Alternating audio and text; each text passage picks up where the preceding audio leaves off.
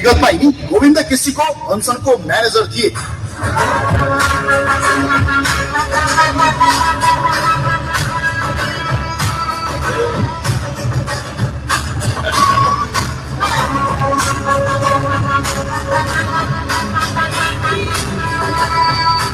केदार भक्त माध्यमका निकटस्थ यिनी त्यहाँबाट उज्जवल थापाको ग्रुप हुँदै पात्रसँग सहकार्य गर्दै अहिले सिल्भर लाइन हस्पिटलको सञ्चालक छन्। उनको फेसबुक वाल हेर्दा त्यो प्रश्न हुन्छ यिनी कस्ता पात्र हुन्। आम जनताले बुझिहाल्नुभयो। 23-24 को आन्दोलनदेखि सुशीला कार्कीको सरकार निर्माणको समय 27 गते साँझसम्म यिनको ओम प्रकाश अर्यालको एसिस्टेन्टको रूपमा विशेष भूमिका रह्यो। यिनी सो समयमा सुशीला कार्कीका ड्राइभर बनेका थिए। प्रधानमन्त्री सुशीला कार्कीले कार्तिक 14 गते उहाँको निजी निवास, उहाँको सरकारी निवास बालुवाटारमा सम्पादकहरूसँग अन्तर्क्रिया गर्नुभएको थियो। त्यो अन्तर्क्रियाका क्रममा उहाँले एउटा राज भन्नुभयो। आफू भदौ 24 अस्पताल गएको, केही बेरमा त्यहाँ गोली चलेको, त्यसपछि बानेश्वरको एउटा घरमा दिनभरि र झन्डै मध्यरातसम्म थुदिनु परेको र मध्यरात पछि मात्रै घर पुगेको उहाँले बताउनु भयो। र मध्यरातमा घर जाँदा आन्दोलनकारीहरूले बाटोमा रोकेर नचिनेका कारण झन्डै आक्रमण गरेको र त्यो अवस्थामा बडो साहस र चलाकी पूर्वक अभिषेकजीले जोगाएर मलाई लैजानुभयो भन्नुभयो। जेएनजी आन्दोलन ग्रान्ड डिजाइनमा नेपाली सेनाभित्रका एकजना जर्नलसँग सहकार्य गर्न कन्ट्याक्ट पर्सनको रूपमा थिए। ती जर्नल को हुन् हामीले हाम्रो नेपाली सेना प्रतिको सम्मानले गर्दा अहिले नाम खुलाउँदैनौ। त्यो दिनको बीचमा चाहिँ आर्मीको केही जसाहरूले चाहिँ पर्सनली मलाई पनि फोन गर्नुभएको थियो। एकछिन घटना सुरु गर्नु अघि यिनको यो दुईवटा स्टाटस हेर्नुपर्छ। यिनी सन् 2023 सेप्टेम्बर 5 मा सिंहदरबार जलाउने नै हो र दमकल मान्छे हुन्। यिनको टाइमलाइन हामीले सुरक्षित राखेका छौं। पालिनको सिंहदरबार जलाउने धम्की लगत्तैको स्टाटस हुन्। यी सिंहदरबार जलाउने र दमकल नपठाउने योजना कहिलेको रहेछ भन्ने बुझ्न यो भन्दा ठूलो प्रमाण के चाहिन्छ? सोझा नेपाली जनतालाई राम्रोसँग भिडियो रोक्दै हेर्नुहोला। अब सुनौ यिनै डाक्टरको मुखबाट 23, 24, 25, 26 र 27 को घटनाक्रम। हामीले सेतो पार्टीका अमित ढकालसँगको नोभेम्बर 2 को ताजा अन्तर्वार्ताबाट यो सामग्री लिएका छौं। यो पुरा अन्तर्वार्ता सेतो पार्टीमा अहिलेसम्म उपलब्ध छ। हामीले डाउनलोड गरेर सुरक्षित पनि राखेका छौं। #नेपोबेबी ट्रेन्ड कसले चलायो? टिकटकमा 22 गते नै संसद भवन जलाउने उत्तेजनात्मक भिडियोहरू कसले फेक आइडी मार्फत सोशल मिडिया क्याम्पेन चलायो भन्ने विषय हामीले अघिल्लो भिडियोमा देखाइसकेका छौं। 23 गते दिउँसो आन्दोलनमा जियोबी र हेलमेटधारी पठाउ कलिला बालबालिकाको हत्या गरिसकेपछि थप क्षति बुझ्न यी डाक्टर र ओम प्रकाश सिभिल हस्पिटल पुग्छन्। रात 11:30 भइसके पछाडि चाहिँ उनीहरूको गृहमन्त्रीले चाहिँ फोन गर्नुभयो अनि हामी भेट्यौँ। मैले उहाँ फेरि अस्पताल जाँदा चाहिँ एक्लै नै जानुभयो। एक्लै गयो। त्यस पछाडि उहाँको अन्तर्वार्ता सकिएपछि मैले उहाँलाई पिक गरेँ अनि त्यसबाट फेरि हामी अस्पताल गयौँ। त्यहाँको ड्यामेज मूल्याङ्कन गरेर भोलि बिहानको स्क्रिप्ट अनुसारको तयारीमा भेट हुने गरी 23 गते राति छुट्छन्। यो पनि सुनौ। 12:30-1 बजे पछाडि चाहिँ मैले उहाँलाई घर सोधेँ गृहमन्त्रीलाई अनि त्यसपछि राति अनि त्यसपछि म घरलाई अनि तर हाम्रो प्लान चाहिँ के थियो भने हामी चाहिँ भोलि अब यो प्रोटेस्टमा जानुपर्छ। 24 गतिको प्रोटेस्ट हो। हामी 24मा हामी जानुपर्छ भनेर हामी चाहिँ प्रिपेयर छुट्यौँ। त्यसपछि बिहान यही डाक्टरले सुशीला कार्कीलाई निवासबाट लिएर आउँछन् र ओम प्रकाश अर्यालसँग फेरि सिभिल हस्पिटल पुग्छन्। त्यसपछि योजना अनुसार सुशीला कार्कीलाई सडकमा उत्तेजना छर्न लगाइन्छ। बिहान चाहिँ 6:30-7 बजे चाहिँ उहाँलाई पिक गर्न गयो। पिक गरे पछाडि चाहिँ हामी सुशीला श्रीमानले गयो। अनि सुशीला श्रीमानलाई चाहिँ गइसके पछाडि चाहिँ 4 भन्दा अगाडि ओमजी हजुरसँग कुरा भइसक्यो। अघिल्लो दिनै कुरा भइसक्यो। अनि त्यहाँ कुरा भइसकेपछि हामी उहाँलाई पिक गर्यौँ। त्यसपछि योजना अनुसार सुशीला कार्कीलाई सडकमा उत्तेजना गर्न लगाइन्छ। उद्देश्य थियो त्यहाँबाट नयाँ प्रधानमन्त्रीको रूपमा जेएनजीको सेन्टिमेन्ट बटुल्ने 24 गते लिगल आन्दोलन हुँदैछ भनेर भ्रम छर्ने 24 गते यो भिडियो भाइरल बनाउने काममा सीएमआर नेपाल प्रयोग भयो। यो सुनौ।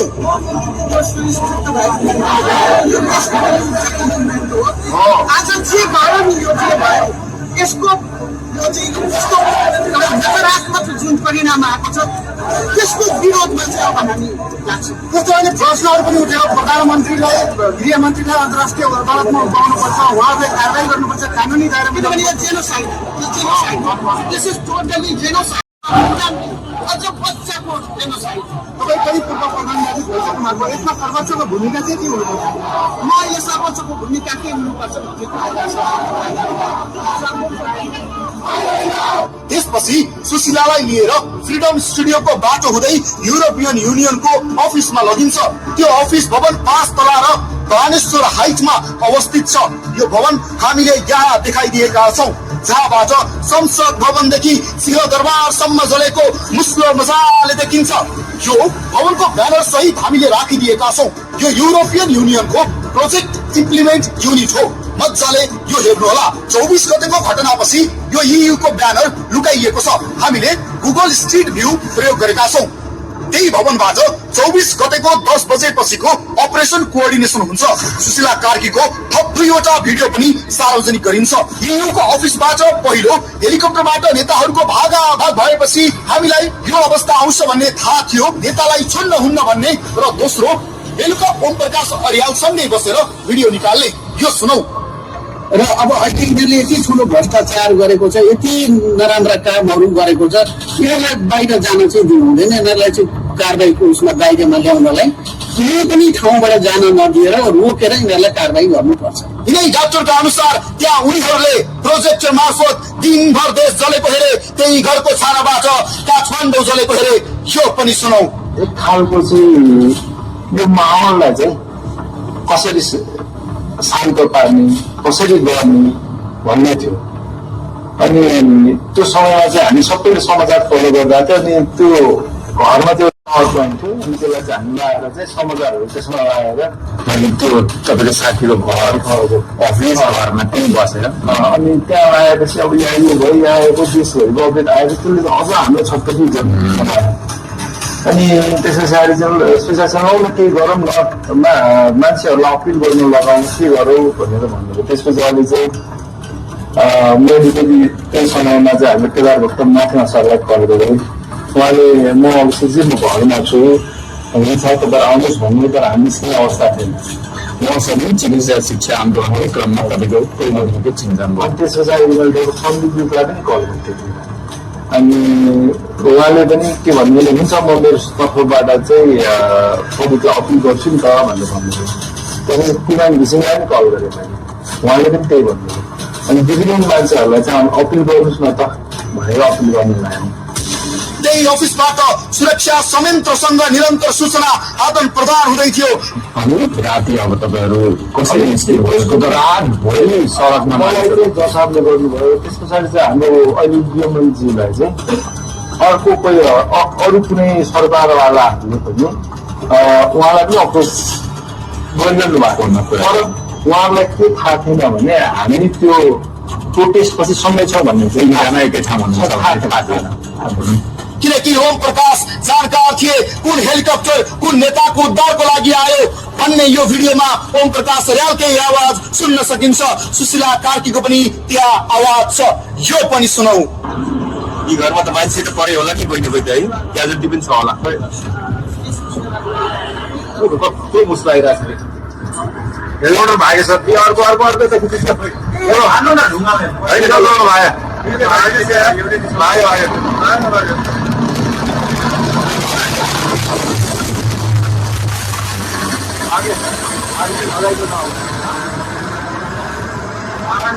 किन बचाउनु के जरुरी थियो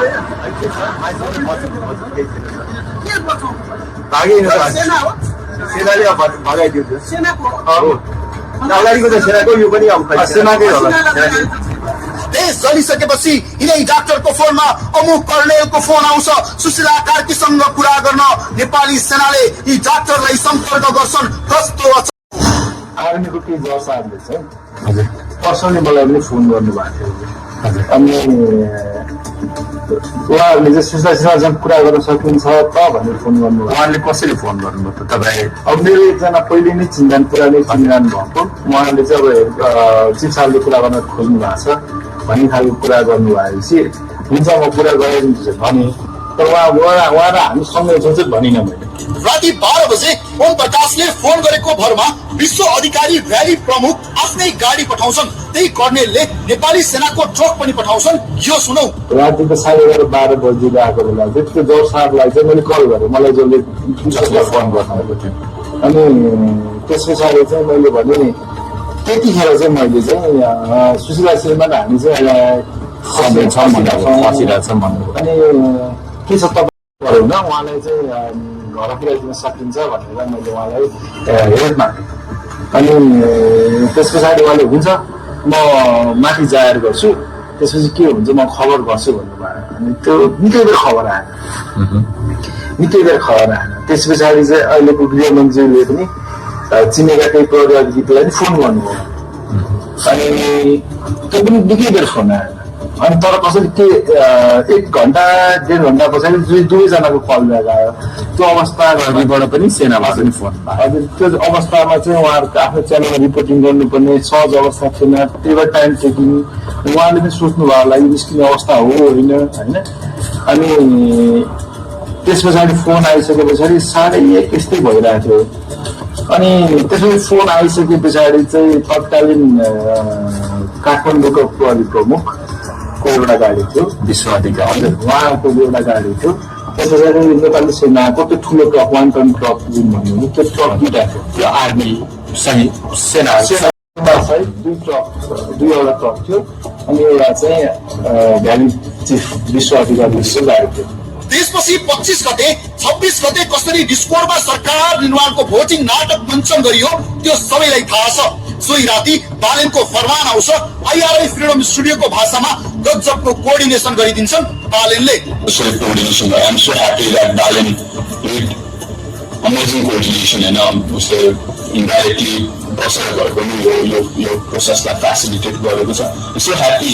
अनि 27 गते राति सुशीलामा नयाँ प्रधानमन्त्री नियुक्त हुन्छन्। त्यो अनुहारहरू हेर्नु होला। यो शपथ ग्रहण कार्यक्रममा यी डाक्टर पठाउदेखि लिएर सुमना कति खुसी देखिन्छन्। कुर्सीको अगाडि जनताका छोराछोरीको जीवनको मूल्य यही रहेछ। या दुईटा घटना गम्भीर छन्। ओम प्रकाश अर्यालले राष्ट्रपतिलाई नियुक्ति गर्न सुदन मार्फत दबाव सिर्जना गर्न लगाएको यो पनि सुनौ। आज तपाईँको 10-11 बजेभित्रमा दाइसन भएन भने हामी राष्ट्रपति कार्यालय घेराउ गर्छौँ। सूचना रामसँग कुरा गर्दै मैले सूचनामा भनिसकेँ ओम प्रकाश सर हाम्रो यसमा विरोध भयो हामीले केही पनि गर्दैन यसमा हजुर हो र दलसँग बोलाउने है यसमा पनि हुन्छ ग्रेट हुन्छ हजुर हस् थ्याङ्क यू सर। र अर्को यी डाक्टरले भने अनुसार मल्ल होटल अगाडि रातको समयमा गाडी भित्र राखेर सुशीलालाई आदेश दिने मिटिङ। मल्ल होटल आसपास कसको निजी निवास छ त्यो जनताले खोज्नु होला। यो पनि सुनौ। त्यहाँ चाहिँ विभिन्न चरणमा उहाँहरूले आर्मी चिफलाई पनि फोन गर्ने, राष्ट्रपतिलाई पनि फोन गर्ने, राष्ट्रपतिको एडभाइजरहरूलाई फोन गर्ने उहाँहरूले हामीलाई भनेका कुरा। हामी त त्यहाँ थियौँ, जिनजिओ प्रतिनिधिले त्यस्तो पनि गर्नुभयो भन्ने उहाँले हामीलाई भन्नुभएको कुरा। 27 गते शुक्रबार त राष्ट्रपति कार्यालयमा हामी सरकारवालासँग चाहिँ एक ठाउँमा बसिराख्नुहोस्, हामी तपाईँलाई खबर गर्छौँ भनेर फोन गरेर हामी राति 10-11 बस्यौँ। तर फोन आइसकेपछि अब घर जाउँ भन्ने बेला चाहिँ जिएनजीका केही प्रतिनिधिहरूले चाहिँ हामीलाई मलाई भन्दा पनि सिधै सुशीलालाई फोन गरेर चाहिँ यहाँ ठुलो तलफेल भइरहेको छ, तपाईँ कहाँ हुनुहुन्छ तुरुन्तै भेट्नु पऱ्यो भनेर। बिहिबार बेलुका 24 गते राष्ट्रपतिमा भेटेर आइसकेको छ। अनि त्यस पछाडि राति 11 बजे फोन कल आएको छ। अब कसले गरेको पनि थाहा छैन। श्री सुशीला श्रीमानको फोन आएको छ। उहाँले चिन्ने मान्छेले गरेको अनि म फलानु त भन्नु तर अननोन नम्बर छ। अब तुरुन्तै भेट्नु पऱ्यो भन्ने भन्नुभएको छ। अब हामी फेरि अरूकै घरमा अब कहाँ कतै भेटौँ लोकेसन त्यो सबैतिर सीमा छ, ठप्प छ। अनि उहाँले चाहिँ तपाईँहरू जहाँ हुनुहुन्छ हामी त्यहीँ आउँछौँ। त्यस पछाडि चाहिँ उहाँहरू चाहिँ मल्ल होटेल अगाडि आउनुभयो।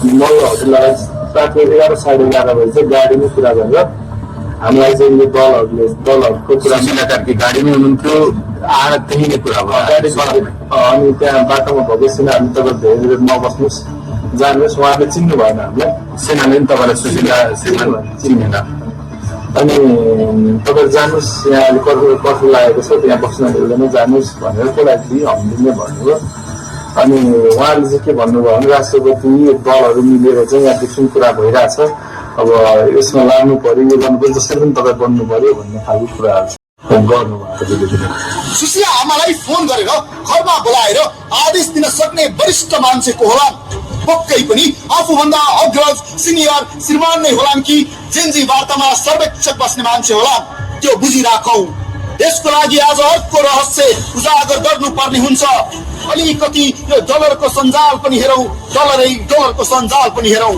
अघिल्लो भिडियोमा नेपाल ल सोसाइटीमा एनएडी एनडीआई डब्ल्युजीएन आईआरआई को जालो हामीले देखाइसकेका छौँ कल्याण श्रेष्ठ श्रीमान त्यहाँ कन्स्टिट्युसन वाच ग्रुपको नायिके हुनुहुन्छ कल्याण श्रेष्ठ श्रीमान कमिश्नर रहेको अर्को एनजिओ शक्तिशाली एनजिओ छ आइसिजे Nepal international commission of jurist त्यही आइसिजे नेपालमा सन् 2024 मा यो कु डिजाइन गर्ने एनएडी फाउन्डेसन मार्फत करिब $1,23,000 आएको छ त्यो पनि NAD first HQ duty of care Asia regional funding मार्फत यो एनएडीले आफ्ना मुख्य एसेटको सुरक्षा सतर्कताको लागि गोप्यता कायम गरेर गर्ने फन्डिङ हो नेपालमा यो एनएडी ट्रान्जेक्सनल जस्टिस प्रोजेक्टको नाममा आएको छ सोही अन्तर्गत आइसिजे नेपाल र जुनी नेपालको सहकार्यमा नेपालगञ्जमा ट्रेनिङ चलाइएको थियो यो भन्दा बढी के देखाउनु लाज पनि लजाउँछ डलरमा